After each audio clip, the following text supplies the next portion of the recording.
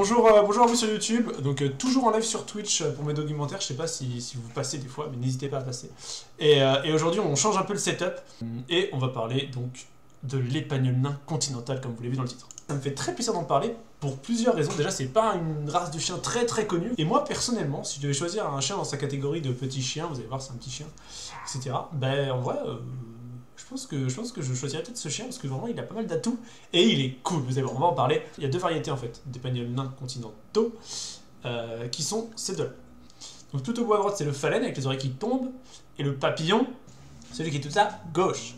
Donc ça fait deux, mais en fait ça fait un. C'est une race qui remonte à l'époque médiévale. Alors l'époque médiévale, que me direz-vous, c'est de 400 à 1400, effectivement je suis allé vérifier. Comparé à certaines races que j'ai pu faire, là il y a vraiment des preuves carrées de, oui, ce chien date vraiment de l'époque médiévale, en particulier des Flandres, en fait ça viendrait des Flandres au 14e, voilà.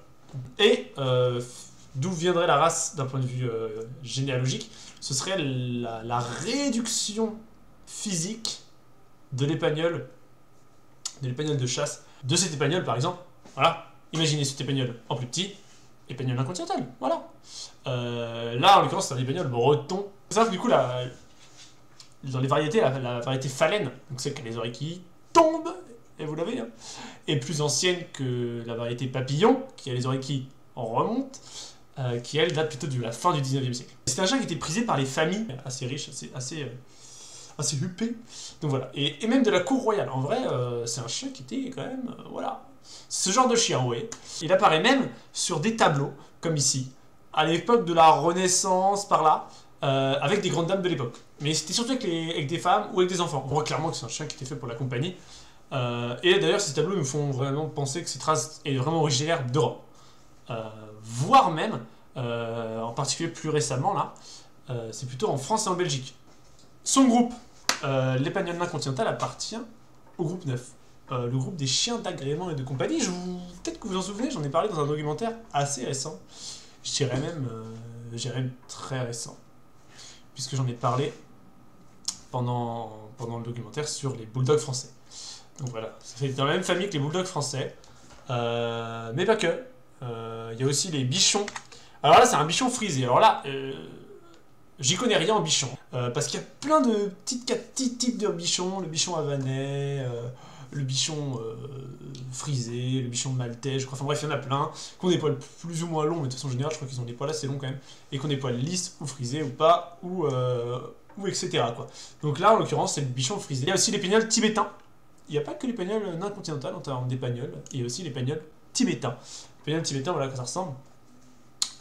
Il a une drôle de tête, il a une petite tête un peu chill, un petit peu... Mais en vrai, vous voyez, l'expression du visage, c'est totalement lui. Mais en vrai, c'est un chien stylé, aussi une petite queue qui remonte sur le dessus. Le physique de ce petit chien. Eh bien, le physique de ce petit chien... Alors, et là, on est très loin de ce que j'ai pu raconter au dernier documentaire sur le bouvier bernois, on était sur du gros chien. Là, pas du tout. Là, on est sur du petit chien. Quand je dis petit chien, je dis petit chien. 27 à 28 cm de haut.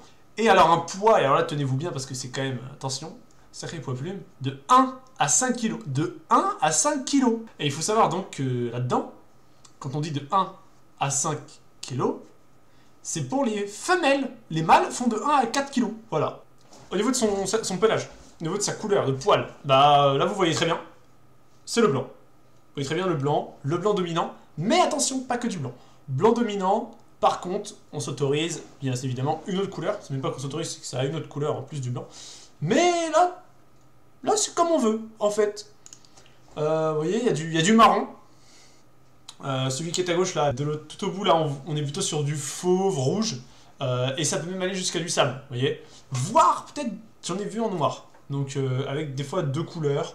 C'est un chien aussi qui n'a pas de sous-poil. Alors ça, c'est bizarre. Un chien qui n'a pas de sous-poil... avec des poils longs. C'est rare en vrai. Par contre, il a un poil qui est très abondant, très soyeux. Très soyeux. Et qui est considéré comme mi-long. Alors, personnellement, quand je vois ça, comparé à la tête du chien, on est quasiment sur du long, je trouve. Mais voilà, considéré comme mi-long. Et considéré comme un poil qui est ondé. Et alors là, j'y connais pas grand chose en poils, ni même en cheveux, donc voilà. Mais c'est pas ondulé, voilà, ondulé c'est too much, c'est moins que ondulé, vous voyez. Je sais pas, c'est peut-être entre le ondulé et le lisse, enfin, ondé quoi, voilà. Il y a un poil qui est ondé. Parlons des oreilles. Alors bon, bah, comme vous avez vu, il y a une différence claire entre les deux types. Le phalène, à gauche ici, et le papillon à droite. Une vraie différence au niveau des oreilles. Il y en a juste qui retombent et les autres qui sont redressés. Et la petite particularité, c'est qu'ils ont effectivement toujours des petits poils, des petites mèches assez fines dans les oreilles. Et ça, c'est vraiment propre à la race. Ils en ont tous. Et c'est vraiment hyper beau. Vraiment, ça rend très très joli. D'ailleurs, petit sondage sur YouTube, mais aussi sur Twitch, là, répondez. Petit sondage en haut par là, là. Préférez quoi, le phalène ou le papillon, vous? Plutôt phalène, plutôt papillon? Ah, moi perso, si je devais donner mon avis, j'ai une préférence pour le papillon. Pourquoi? Parce que j'aime bien les oreilles redressées en fait. Et du coup, j'aime bien le papillon. Je pense le papillon, il est arrivé donc au 19e et il n'est pas arrivé au 19e pour rien. Je pense qu'il y a vraiment eu des sélections en mode. En fait, ils sont plus beaux comme ça. Enfin, les gens les préfèrent en tout cas. Du coup, bah go. Ah, petit point aussi, petit dernier point sur le physique. Je le dirai pas à chaque fois, mais aujourd'hui, on est sur un chien qui est assez robuste. Ce que j'entends par robuste, un chien pas forcément prédisposé à certaines maladies.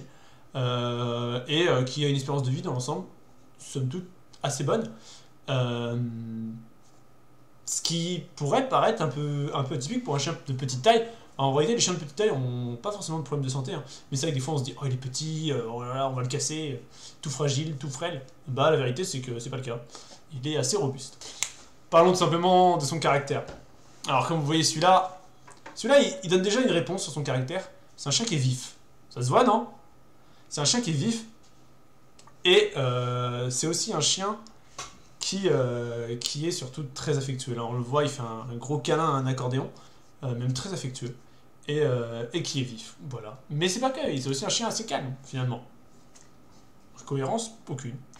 Aucune incohérence, il est calme, effectivement, plutôt chill, plutôt posé, affectueux, faire des câlins. Mais c'est aussi un chien très joueur, de son côté vif, etc., dans le jeu. Ce qui, en soi, en fait de lui un petit entre-deux, et une petite capacité d'adaptation. Au final, il peut être très calme, si vous avez un mode de vie très calme, du coup, ou plutôt joueur, si vous le faites beaucoup jouer et qu'il est habitué à ça. Par contre, il y a un truc que vous n'allez pas le faire faire, c'est la garde. Voilà, je vous le dis, c'est pas un bon chien de garde. Et, en vrai, vous devez me dire, ouais, normal, il fait 28 cm de haut, en fait. Certes, mais comparé à certains autres chiens de petite taille, on pourrait se dire, bon, lui, il peut faire la garde, entre guillemets, dans le sens de l'alerte. C'est-à-dire qu'il y a quelqu'un qui vient, il va aboyer, et tu vas être prévenu. Lui, non, même pas. C'est-à-dire que lui, c'est un chien de petite taille, mais il n'aboie pas tant que ça, ce qui est cool, et peut être cool, et surtout, qui n'est pas forcément habituel, parce qu'on a l'habitude de voir les petits chiens, vous voyez bien de quoi je veux parler, hein, les petits chiens qui aboient beaucoup. Et ben, c'est pas trop le cas de cette race de chien. C'est aussi un chien qui s'entend assez bien avec les enfants, de par son côté joueur, ça c'est quand même cool. T'es là, t'es un gamin, c'est un petit chien, donc s'il te bouscule, il n'arrive pas à grand chose. Et en plus, bah, il est assez joueur. Avec les enfants, faut quand même faire gaffe. Parce que c'est lui qui est petit, sûrement, qui sera plus petit que l'enfant, mais du coup, peut-être l'enfant peut lui faire mal, donc encore plus, tu vois. Donc faut faire gaffe à ça. Donc, bien sûr, de toute façon, toute interaction entre chien et enfant doit se faire sous surveillance. On vous le dira toujours ça. Donc, je le dis aussi, évidemment. Mais il s'entend aussi bien avec les autres animaux. Alors, vous voyez, c'est sûr, si vous le mettez face à un très grand chien, peut-être qu'il va être sur la défensive, va avoir un peu peur en fonction de l'éducation qu'il a eue, en fonction de la sociabilisation qu'il a eue. Mais de façon générale, il s'entend assez bien avec les autres animaux, il n'a pas trop de problème. Il est d'ailleurs aussi assez obéissant, pas super dur à éduquer dans l'ensemble et tout. Ça c'est cool, vous n'avez pas d'excuses. Pour les gens qui n'en ont, vous n'avez pas d'excuses, vous devez vous en sortir. Attendez, c'est un chien facile à éduquer, en plus il est petit, c'est-à-dire que peut-être plus simple dans certaines situations de le gérer, etc. Ne vous laissez pas avoir par sa petite mignonnerie, par contre, parce que c'est ça qui se passe en fait avec les petits chiens. Ils sont tout mignons, on n'ose pas les engueuler. Snowball, et à la fin qu'est-ce qui se passe? Il fait boule de neige pour ceux qui ne connaissent pas. Et à la fin qu'est-ce qui se passe? Ben, y a un chien qui fait un peu ce qu'il veut, parce que vu qu'il a fait les yeux doux 3 fois, et ben on lui laisse faire, et voilà, et voilà. Pour qui l'épagnol nain continental? Oh, on va pas se mentir, ça convient déjà bien à les personnes âgées, dans le sens où c'est calme, Si vous avez un profil plutôt calme, c'est un chien qui va être calme, qui va pas demander trop de sorties, qui va être affectueux, etc. Ça correspond bien à ce mode de vie. Ça correspond aussi bien à la famille, comme j'ai dit, il peut être très joueur avec les enfants, etc. Mais je pense aussi que ça correspond bien, et là, c'est plutôt mon avis perso, mais à des personnes dynamiques. Ça peut convenir en tant que premier chien aussi, sachez-le. Pourquoi? Pour les mêmes raisons que j'ai expliqué précédemment, hein, éducation pas très compliquée. Petit chien en plus, donc les erreurs d'éducation auront moins d'impact, s'il y en a, faites attention à ne pas en faire pour autant. D'ailleurs, il est possible de faire de l'agility, je vous ai dit que c'était pas un chien très sportif, mais de l'agility à son échelle, donc vous n'allez pas le faire sauter 2 mètres de haut, et vous n'allez pas non plus le faire de l'agility pendant autant de temps qu'avec un grand chien, mais vous pouvez en faire. Et vu que c'est un chien qui est assez obéissant et tout, etc., ben, il va peut-être être même plutôt chaud en fait dans sa catégorie de taille. Il peut aussi convenir à la vie en appartement, pour plusieurs points. Il est petit, alors qu'un chien petit c'est plus simple dans un appart qu'un grand chien évidemment. Il est pas trop aboyeur, vu qu'il aboie pas trop bruyant, etc., eh bien vos voisins ils vont pas avoir le seum. Et surtout que c'est souvent ce qu'on reproche à ces petits chiens. Non. Il n'a pas besoin de trop grandes balades, de par son physique. Il a quand même besoin de sortir, ne le trollez pas non plus à le garder dans votre appartement pendant des jours et des nuits. Il n'aime pas non plus... Alors là, on monte sur le petit point négatif, il n'aime pas trop être seul. Voilà. C'est un chien qui n'aime pas trop la solitude. C'est le bémol. Mais en même temps, c'est cool. C'est-à-dire qu'un chien qui est affectueux et qui est proche de ses maîtres, effectivement, il ne va pas aimer la solitude. Donc c'est son cas, il n'aime pas trop la solitude. Donc travaillez ça. Et surtout évitez de le laisser trop longtemps tout seul. Mais ça c'est avec tous les chiens, genre évitez les longues absences. Les 8 heures sans le voir, aïe, faites gaffe. Revenez le midi, trouvez des stats. Et même, là je parlerai d'un truc, peut-être que j'en ferai une vidéo un jour. Amenez-le au taf. Pourquoi pas? Il y a de plus en plus d'entreprises qui se rendent compte des bienfaits, de l'intérêt. En fait, qui trouvent un intérêt à autoriser le chien d'un employé, pardon. Pourquoi? Parce que bah, ça apporte du bien-être au travail, comme on dit, etc. etc. Donc il y a vraiment moyen. Et en plus, c'est un chien de petite taille, donc vous n'allez pas devoir négocier comme si vous vouliez amener un Rottweiler. Vous ne pas dormir dehors, parce que ça lui convient pas en fait de dormir dehors. L'extérieur, c'est pas trop son truc. En tout cas, pas pour une nuit. Bref, tout ça pour vous dire que au final, on parle d'une petite boule de poil, toute mimi, toute mignonne, qui a un gros besoin de son maître, qui a vraiment besoin de son maître, besoin d'être avec lui, besoin d'être avec sa famille, etc., etc.